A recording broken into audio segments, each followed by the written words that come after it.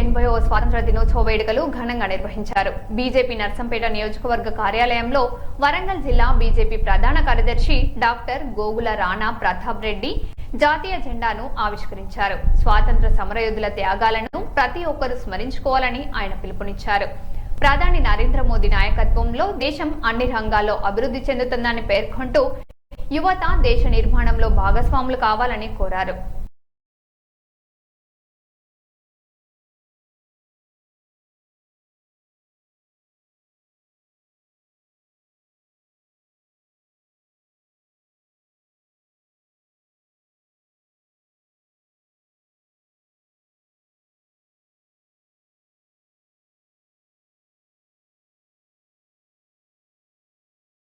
माता की जय, भारत माता की जय, वंदे मातरम, वंदे मातरम।